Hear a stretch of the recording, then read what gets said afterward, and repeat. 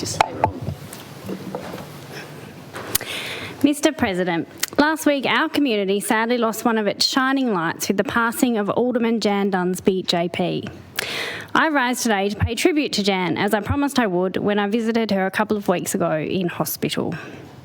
My intention was to deliver this address before Jan passed, allowing her to hear how much her contribution to our community was valued. But unfortunately, Mr President, Jan lost her battle with illness sooner than we thought, and I'm terribly sorry she's not still with us to hear my contribution today.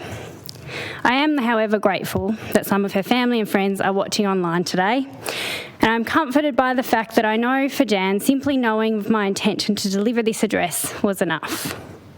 This was confirmed by her email in response to my request for information on her various community roles over the years, in which she wrote, "Dear Bec, still feeling humbled by your visit and your offer to speak about me in Parliament." Jan Dunsby, as you know, Mr President, was an extraordinary woman, a community champion and a loyal friend. She was a strong advocate for people with a disability and the everyday battler, a quiet achiever who selflessly devoted so much of her life to our community and asked for nothing in return. In fact, Jan Dunsby was so good, Mr President, she not once said a swear word in her whole life, not even so much as a whisper. On remarking this during one of our final conversations, I encouraged her to drop the F-bomb to curse cancer, but she would not have it, Mr President. Don't worry, I said it out loud a few times for her, and if it wasn't considered unparliamentary, I'd say it again now.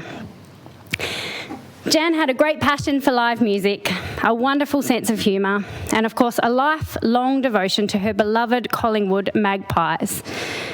Who would... the outfit today? Exactly, thank you. I'm wearing black and white for Jan, well spotted, member for McIntyre. And who would have thought, a Collingwood fan who never once dropped the F-bomb.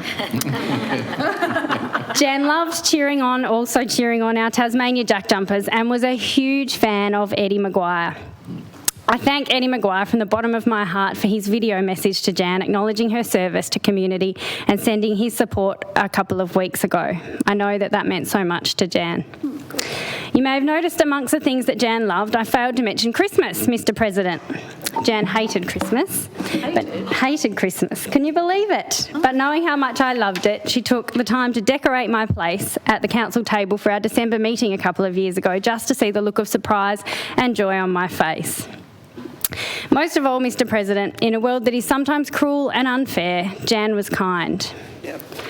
Trying to summarise Jan's complete contribution to community is not an easy task, but I'll do my best to capture it now and apologise in advance if I miss anything in summarising her service. For more than 30 years, Jan selflessly poured most of her time, energy and kindness into volunteering to assist many individuals, families and organisations in our community.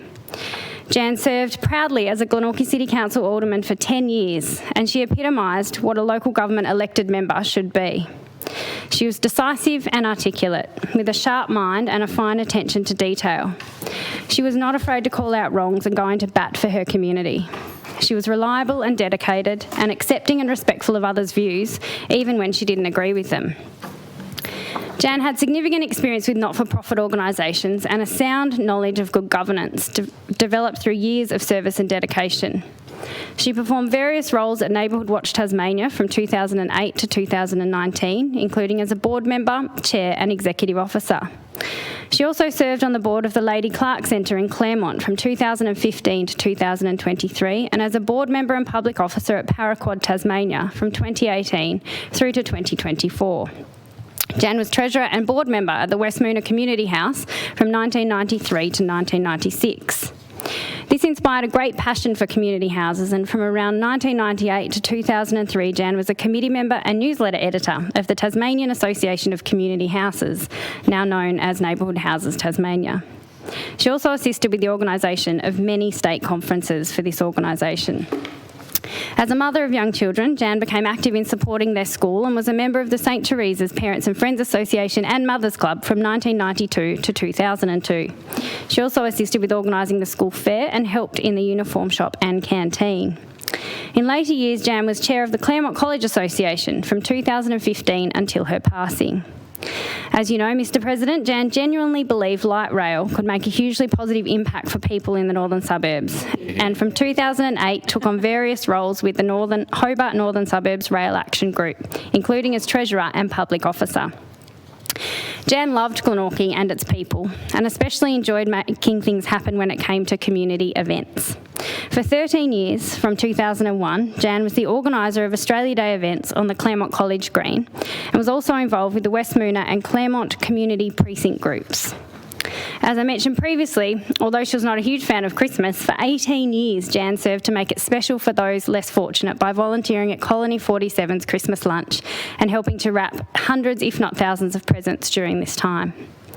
Jan was also the Tasmanian delegate to the Adult Learning Australia Conference, coordinator of the Glenorchy Citizens of the Year group, and a consumer consultant to HealthScope at the Hobart Private Hospital.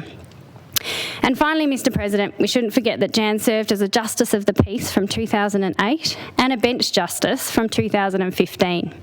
It was a regular occurrence for Jan to be called into the courts at odd hours to assist with the timely administration of justice. In closing, I would like to quote Jan from her final email she sent to me, where she said, and I quote, "If I was to leave a motto, it would be a life lived for others. I think I made my mark on the world and made it a better place for some. I gave my all when raising my children to be the best mother I could be.